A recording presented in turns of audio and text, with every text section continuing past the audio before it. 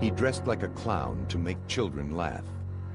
But behind the face paint was a man who tortured and murdered. He was John Wayne Gacy. When this whole thing is over, you might be witnessing one of the most horrible crimes, perhaps, in a century. He claimed to be a loving father. See, I don't believe in hitting children. But what he did to his young victims was unspeakable. It was terrible. The smell of death was everywhere. How he killed those boys for his own pleasures. How could you forgive him? To the end, John Wayne Gacy proclaimed his innocence. Vengeance is mine, saith the Lord, because you will have executed somebody that didn't commit the crime.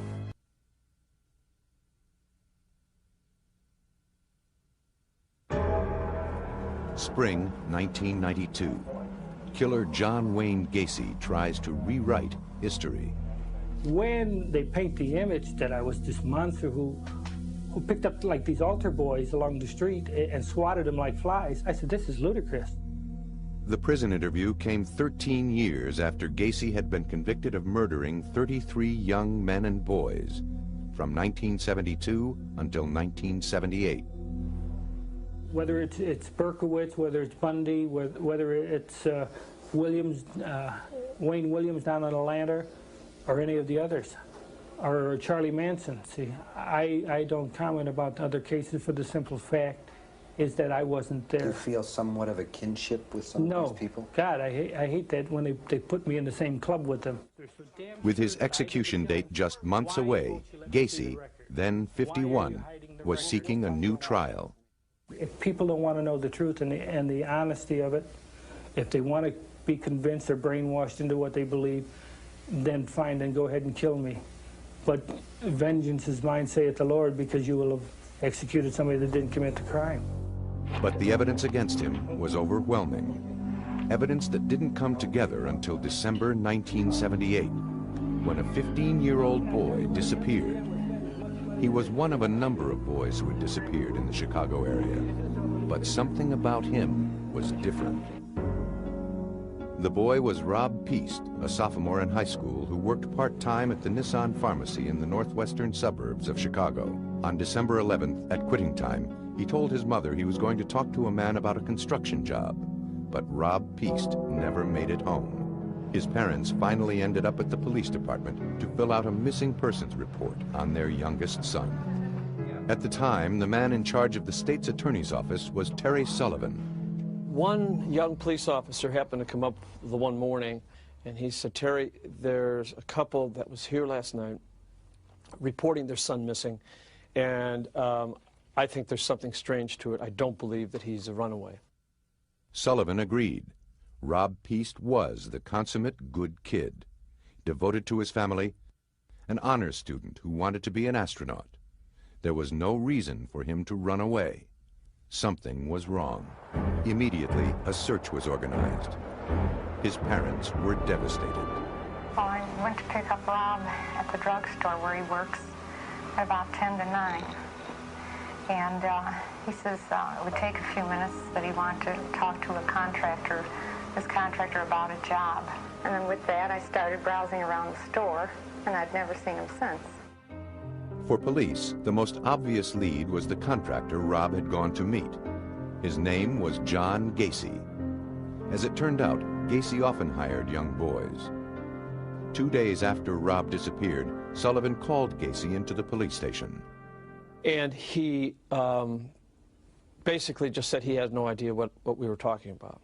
He denied even knowing the kid, and in frustration, I had said to him that, well, I understand that you don't want to say anything, but we've got evidence that, in fact, you were seen with him very recently. Soon after that confrontation in mid-December 1978, police began tracking the movements of John Wayne Gacy.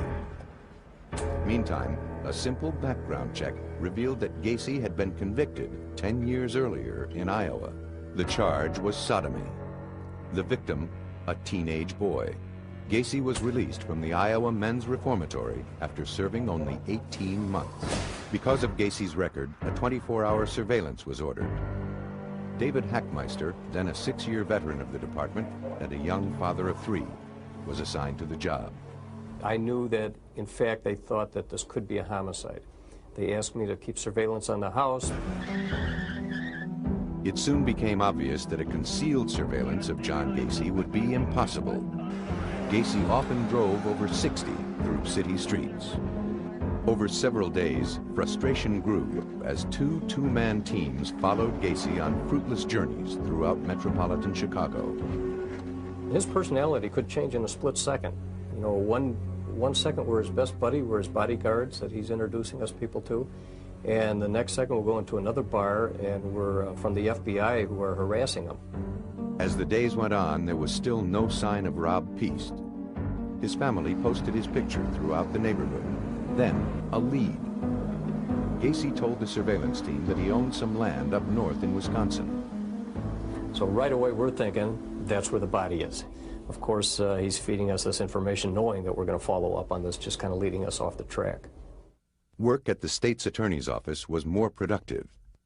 The investigators had obtained a search warrant for Gacy's house, based on Gacy's sodomy conviction 10 years earlier in Iowa. My hopes, of course the hopes of the police officers and my fellow state's attorneys, was that we would find Rob alive. When police investigators entered Gacy's home, it was fastidiously neat. They collected an assortment of items: handcuffs, garter belts. One officer picked up a photo receipt from Nissan Pharmacy. But of all the items found, one of the most chilling was a class ring. It was quickly learned that the ring belonged to a recent high school graduate named John Zick, who, like Rob Piest, was missing. It was just the beginning. Through interviews with Gacy's acquaintances, it was discovered that 2 employees of Gacy's were also missing: Gregory Godzik and Johnny Butkovich. Both 17 years old, both had not been heard from for at least 2 years. An unmistakable pattern began to emerge, linking Gacy to missing boys. So it was as if a trickle had started and now all of a sudden it's turned into a waterfall. It was then that the investigators got 2 final breaks. First, a fellow employee of Rob Piest revealed that she had put her photo receipt in Piest's jacket. That receipt was the same one found in Gacy's house. It provided a critical link, proving that John Gacy had contact with Rob Piest the night Rob disappeared. And there was more. Interviews with Gacy's employees revealed they had been asked by Gacy to dig trenches for new plumbing in the crawl space beneath the house. The story triggered a memory for a detective who had once used the bathroom in Gacy's house. Mind you, again, it's cold winter, and the furnace came up from bringing the fumes up from downstairs. Now, being an experienced homicide detective and Detective Schultz came back and said that he recognized the odor of bodies decaying. Bodies in the basement. It was an appalling idea that haunted detectives, some of whom had actually spent several hours inside Gacy's home in the rec room, just above the basement. Gacy himself had invited the detectives inside for drinks, perhaps out of arrogance, perhaps in an effort to taunt them. Based on these new clues, detectives pushed for a second search warrant. Then, late in the evening of December 20th, they followed Gacy to his attorney's office. We were absolutely certain that at this point there was a confession because the attorneys were very, very, very nervous. After spending the night on the couch at his attorney's office, Gacy was on the move. The exhausted detectives had followed him for 8 days. Christmas was just 4 days away. And finally, they believed Gacy was going to crack. This was the beginning of the end for Gacy. He had apparently decided that he was going to commit suicide and was going to go around and say his last goodbyes. One of Gacy's first stops was the Shell gas station, where he was a regular customer. At that point, I go in the gas station. I recovered some drugs that Gacy had given to these people as he was saying his last goodbyes. When I got that information, I told them to take him down, to arrest him. That was probably the closing of the news. We rushed the car at a stoplight, pulled Gacy out of the car, threw him up against the trunk of the car, and told him that he was under arrest for a drug violation. By December 21st, just 10 days after Rob Peace disappeared, John Wayne Gacy was headed for jail on a drug charge. He was connected to several missing boys, but not a single body had been found. As Gacy was led into the station, a second search of his house was just moments away. By the spring of 1992, the Menard State Penitentiary in downstate Illinois had been John Wayne Gacy's home for 13 years. And so, by the time he agreed to be interviewed, he had an answer for everything. Even when he was asked about the odor from the crawl space, Gacy had an explanation. You know, I found it as odd when we bought the house that a house with a crawl space would need a sump pump. But then I learned the first time it rained that this ground gets wet under there, and then the crawl space actually floods up to a foot deep in water. And then as it recedes, it puts out a musty odor. There was always a musty odor in that house. As for the day in December 1978, when a police detective thought he smelled decaying bodies, Gacy said it wasn't that at all. We had come into the house, and my little Lhasa Apso was in the house. And of course, he had been locked in the kitchen, you know, all day. Well, the little puppy, he piddles, see, and while he's piddling and while he is doing his business on the paper and that, you can imagine what it smells like if you go into a closed room and when the heat came on. Still today, it seems inconceivable that Gacy would rely on such a defense. Because the truth about the crawl space became international news on the very day Gacy was arrested. On the night of December 21st, 1978, while John Gacy was held at the Des Plaines police station for possession of marijuana, the second search of his house began. While some officers looked for evidence upstairs, two went below into the crawl space. Moving on hands and knees, the evidence technicians surveyed the muddy ground. One officer took a shovel, dug down about 6 inches, and pulled up something hard. It was a human bone. While held at a local police station, Gacy complained of chest pains and was rushed to a nearby hospital. Detective David Hackmeister met him there. I hadn't been there maybe 20 minutes or a half an hour when I got a phone call from my supervisor advising that they had found bones in the crawl space. At that time, Gacy was just being released from Holy Family Hospital, and I advised him at that point that he was under arrest for murder. Defeated, Gacy looked straight at Hackmeister and said, "Dave, I'm ready to clear the air." He then confessed to the murder of more than 30 young men and boys. He certainly held nothing back.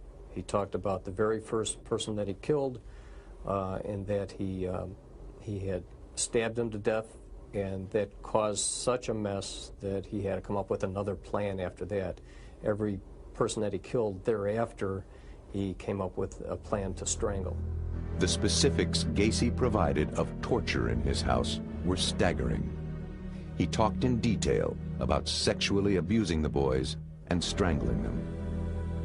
As Gacy talked, the officers looked for some feeling in him, some emotion about what he had done. There was none. In the confession room, I most clearly remember that there was no remorse. Very, very cold about it. By the next day, word that bodies had been found at John Gacy's house had spread through the media. The Cook County medical examiner, Dr. Robert Stein, arrived and joined the crew to direct the exhuming of the bodies. First, they ripped out the floorboards of the house, exposing the crawl space completely. Some workers dug through the mud beneath the house. Others began to dismantle the garage. By midday, the first body bag emerged. The crew pressed on. A second body was carried out shortly after. On that first day, a ritual was established that would last as long as the digging continued. Each afternoon, Dr. Stein would report the discoveries of the day. In the garage, there was just that one skeletalized remain, and in the house itself also a skeletalized remain.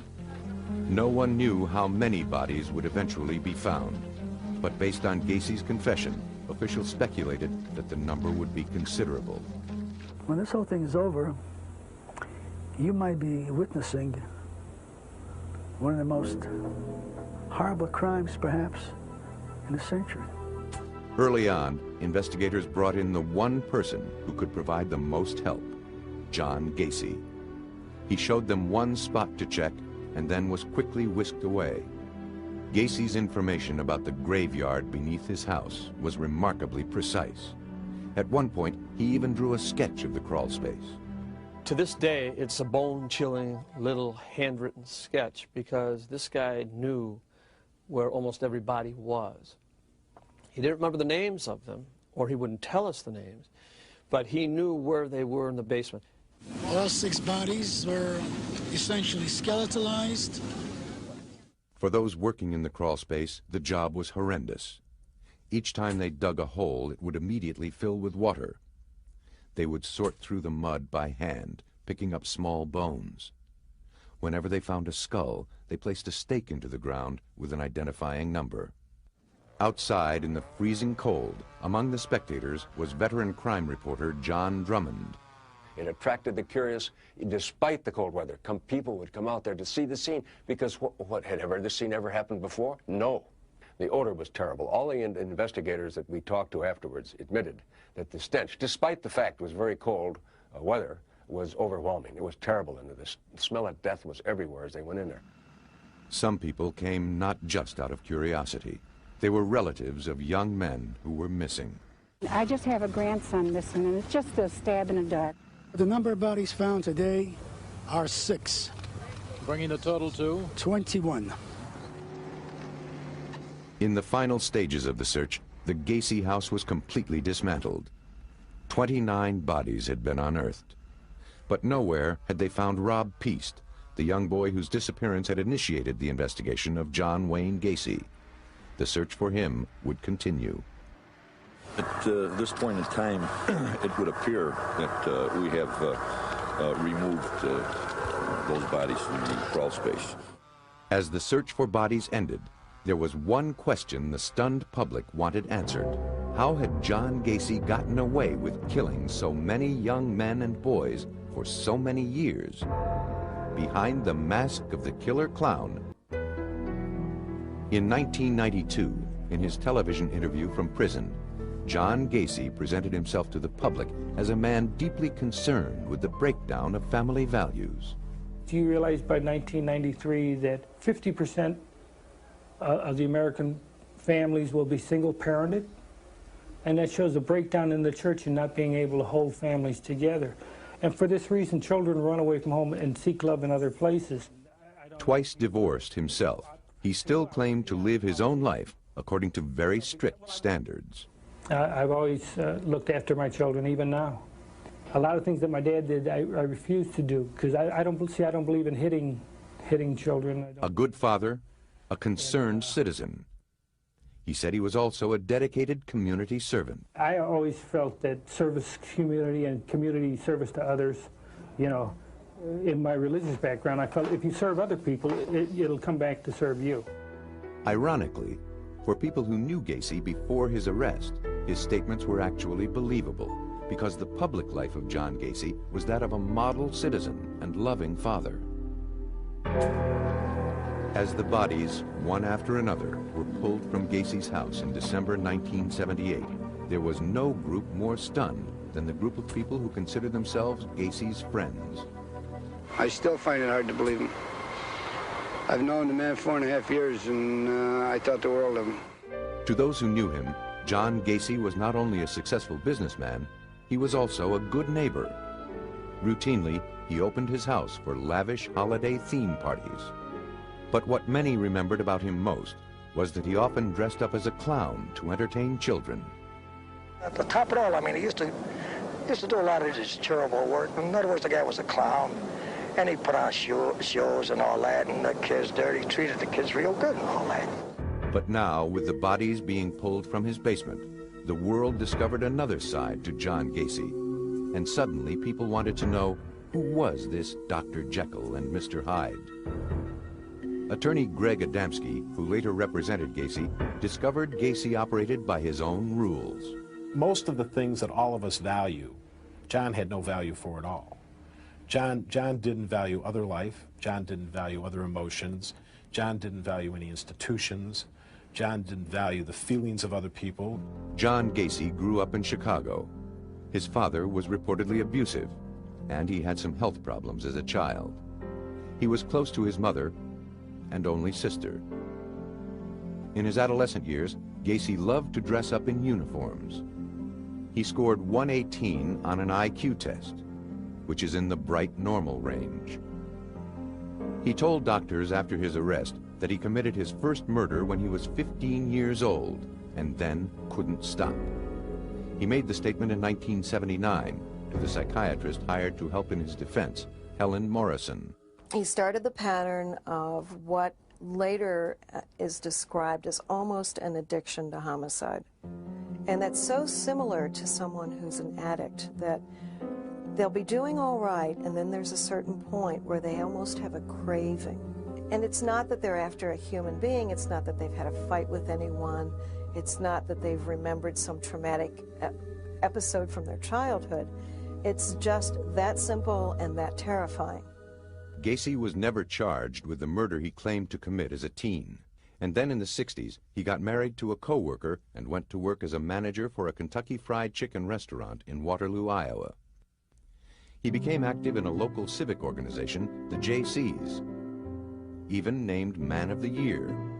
Gacy had a young wife and children, but was developing a penchant for sex with young boys. In 1968, at age 26, he was convicted of sexually assaulting a teenage boy. He was sentenced to 10 years, but because he was such a model prisoner, he served only 18 months. Returning to Chicago, now divorced, he made a clean start, rejected his family, and became involved in Democratic Party politics, and was even photographed with then First Lady Rosalynn Carter. He also married a childhood friend who had 2 young daughters of her own. In the early 70s, he began a small contracting business called PDM, painting, decorating, and maintenance.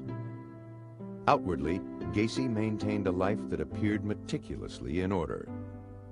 But unusual stories about him occasionally surfaced, like this one from a young man Gacy picked up for a night of cruising in March 1978. I got in the car with him, and shortly after I got in the car with him, he placed a rag over my face, of which turned out to be chloroform, and proceeded to have a lengthy drive, and every time I would come to, the rag would go back over my face, and I remember him carrying me into his house, and then he put the rag over me, and that's the last thing I remembered until I found myself about 5:30 in the morning on the steps right by Lincoln Park, half dressed, my face completely burned. Another young man described a night of torture to then State's Attorney Terry Sullivan. He made him take his clothes off and tortured him with candles in one room, then filled the bathtub and would take him from the floor of the one room into the bathroom and shove his head underwater for excruciating long periods of time, to the point where this kid passed out a couple of times. It's amazing he didn't die at that particular time. Neither story was believed, dismissed by police as lovers' quarrels. John Gacy's public persona never changed until the day the bodies were found, and Gacy's real story became a national news story, shocking even veteran crime reporters. I could not understand how a man living in the city of Chicago, who was respected apparently by neighbors, active politically, could be responsible for doing something like this. To this day, it defies logic how he was able to kill 33 people and bury most of them on his property and get away with it for a number of years. Later, it was learned that Gacy began burying the bodies under his house in 1972. By 1978, he believed the crawl space was full and found another way to dispose of his victims. After his arrest, he took police to a bridge over the Des Plaines River. Eventually, 4 more bodies were recovered. The last one, found in the spring, was Rob Peast, the boy whose disappearance had led police to Gacy. In April 1979, John Gacy was indicted for the murder of 33 young men and boys, the largest number of murders ever charged to one person in U.S. history. Gacy's ploy to lure his victims, when we continue on Crime Stories. Of all the statements John Gacy made during his 1992 interview from prison, the most chilling were those he made about his victims and their families. His contempt for them was obvious. That one mother that gets on television all the time who thinks I should be given 33 injections, I think she ought to take 33 Valiums and go lay down. She goes on Geraldo show and all these other shows talking about, I think it's Maori, I think is the name. Her Marine son. Her Marine son, if her Marine son was so great, what the hell did he run away from home 12 times? From the beginning, Gacy's victims were known as numbers that represented nothing more than the sequence in which they had been found.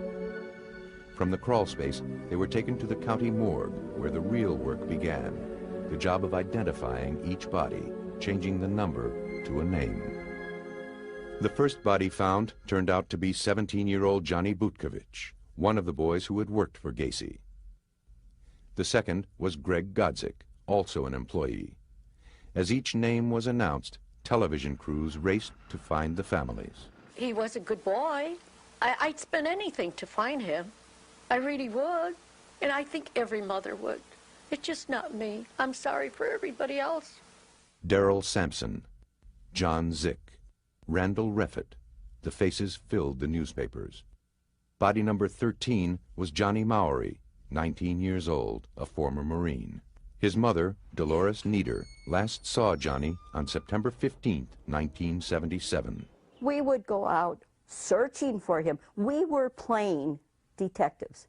We were searching for Johnny, looking for him. And already, Johnny was dead. Dolores Nieder went to the police and reported her son missing. They were not helpful. He said, no, he said, Johnny's a runaway. Oh, I was shocked when I heard that. I said, what has Johnny got to run away from? It was the same with all the others. Not a single parent was believed. And for years, some police officers unwittingly played right into Gacy's hands. And what he said to us, nothing wrong with Johnny. Johnny is not dead. What made He's you... missing. That's all what he say. He's run away. And I know right away it's not true. Because Johnny no got no reason to run away. If they listen to us, they save so many lives. While the police claimed they were runaways, Gacy said they were all homosexual predators. The biggest excuse that he came up with is that all of the victims made him do what he did. It was the victim's fault. If they hadn't pursued him, he wouldn't have had to do to them what he did.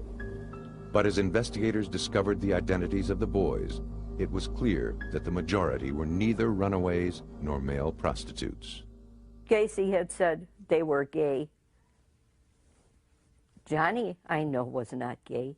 But even if he was, no one has a right to take anyone's lives.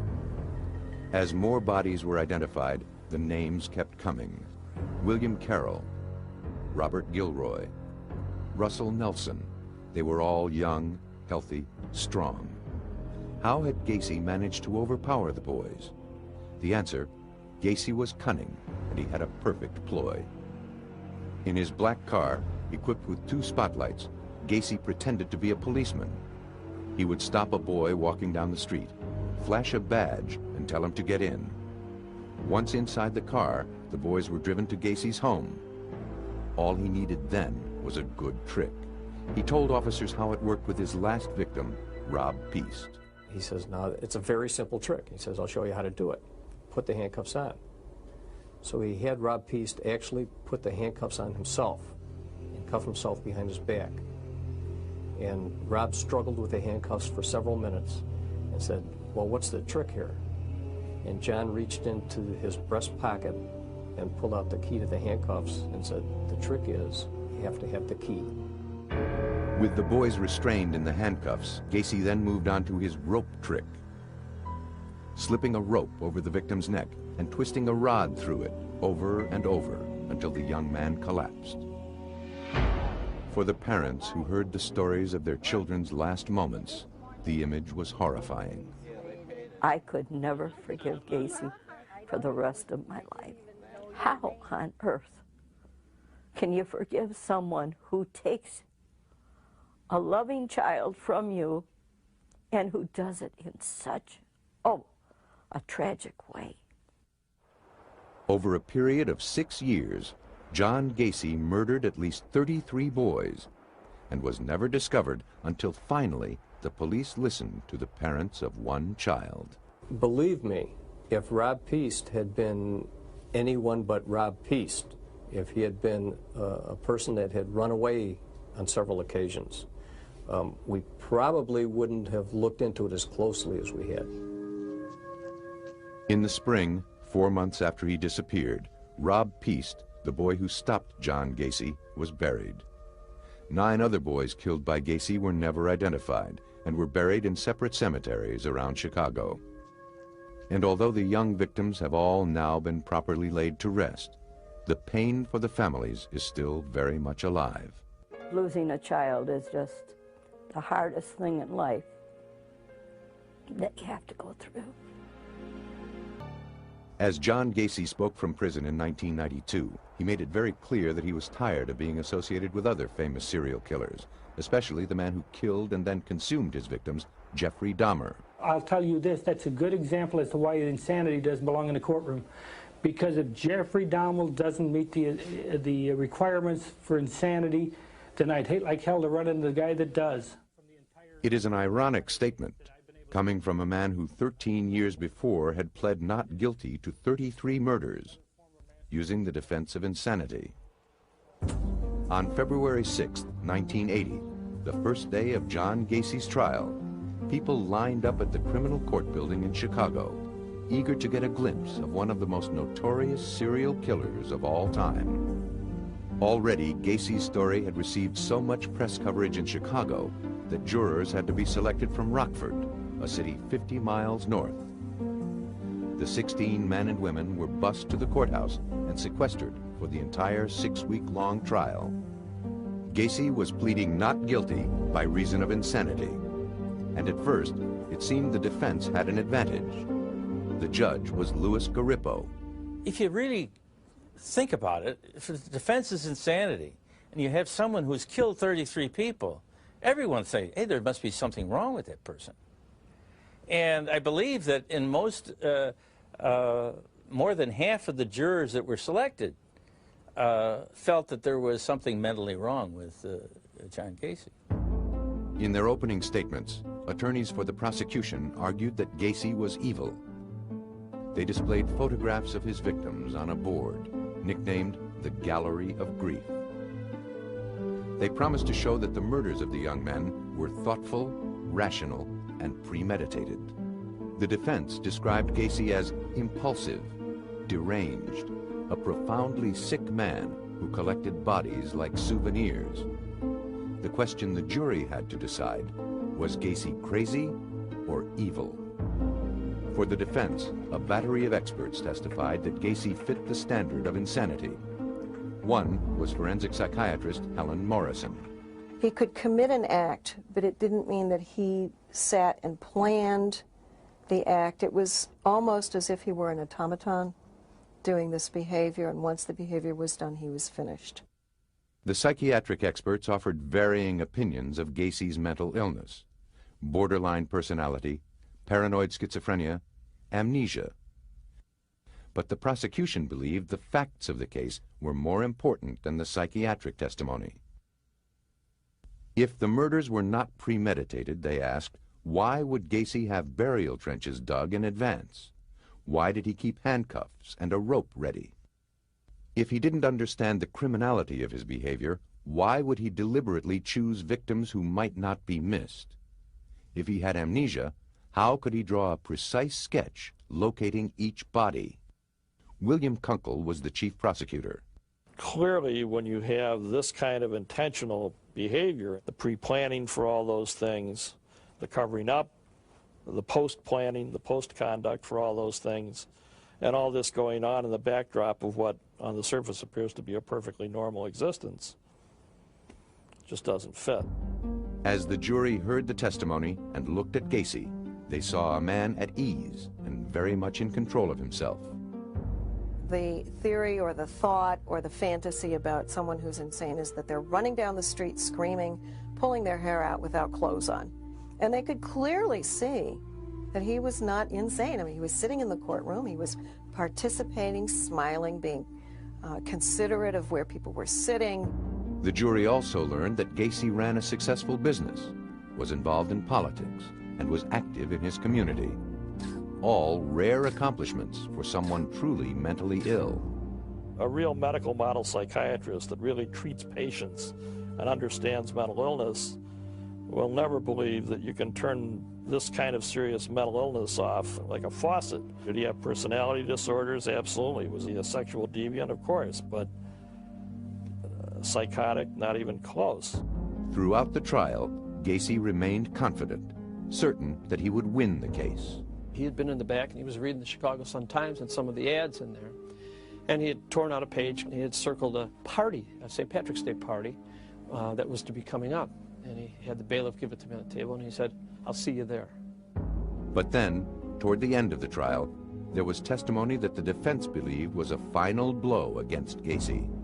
At that time, there was a psychiatrist who testified that if he was found insane, he would be put out on the street because he could not be hospitalized against his will. That, obviously, no one in their right mind believed that this man was sane, but no one was willing to take the chance that he would be out on the street. The last dramatic argument came from William Kunkel. I said to the jury, I said, well, if you want to show mercy, and then I just stopped in mid-sentence. I turned around and I walked over to the victim board, and real slow, I ripped each photo off the board with a loud snap. Took my time, about 2 minutes, to get all 22 off in my hand, and I walked back in front of the jury box right in their faces, and I said, look, if you want to show this man mercy, you show him the same mercy he showed when he took these 22 lives off the face of the earth and put them here. And I just threw them in the crawl space opening, walked away. I left a couple of minutes of pin-drop silence in the courtroom, and that was a good point. The jury took only one vote and unanimously agreed to find John Gacy guilty of 33 counts of murder. The next day, they sentenced him to death. Throughout the many years he spent in prison, convicted serial killer John Gacy had little trouble keeping busy. He spent much of his time painting. This is Christ as I see him in my cell. And it's monolithic because Christ, to me, is monolithic. He's all things to all people. This here is the Hi-Ho series. This is called Hi-Ho Around the Campfire. Many who knew him there said Gacy actually enjoyed prison. He thrived on the regularity of life in an institution. Karen Conti was one of his appellate attorneys. His life outside of prison was just completely filled with anxiety for him. He had options. He could kill, he could not kill. There was this good and bad that was a constant dilemma in his life. When he was in prison, all of that was removed. He had his life set up in a very orderly fashion. If you want to know what my life is like, I log it every day. For the last 12 years, all you got to do is ask. I can tell you everything.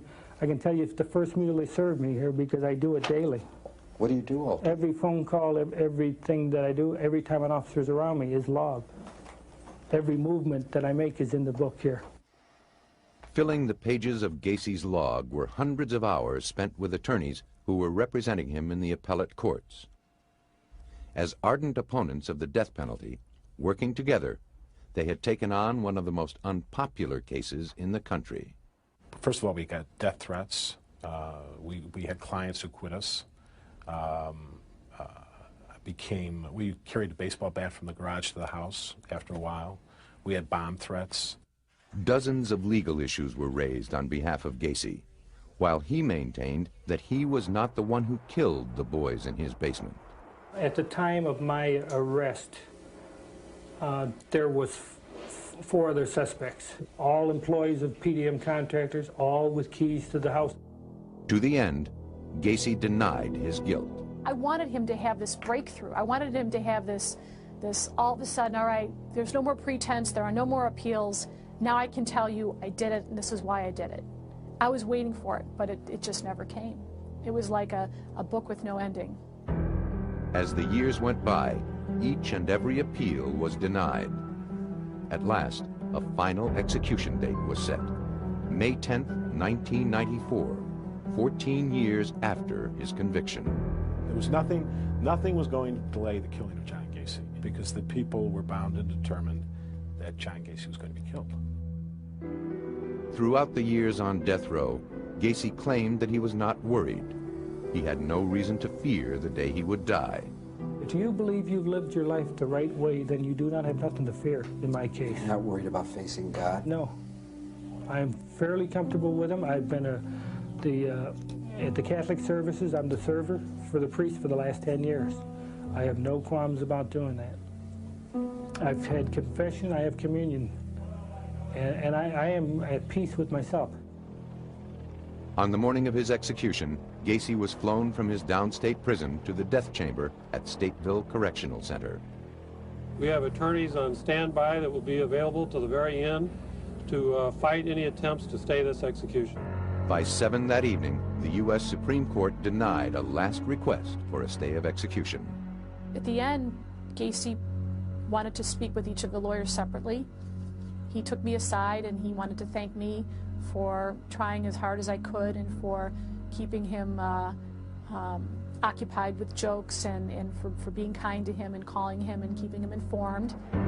Even while the crowds cheered outside his cell, Gacy did not believe he was going to die. At about 11:15 on the night that Gacy was killed, one of us called up Gacy and said, "How are you doing?" And Gacy said, "You know what? Can this wait? Can I talk to you in a while?" We said, "No, John, I can't wait. I mean, what do you mean a while?" He said, "Call back in an hour or two." I said, "John, you're going to be dead in an hour or two. What are you thinking about?" There was a candlelight vigil by opponents of the death penalty, but far more people clearly were in favor of his execution. Just after midnight, with relatives of his victims watching on a television in the prison basement, Gacy was strapped to a gurney in the execution room. He was given 3 lethal injections. John Wayne Gacy was pronounced dead at 12:58 a.m.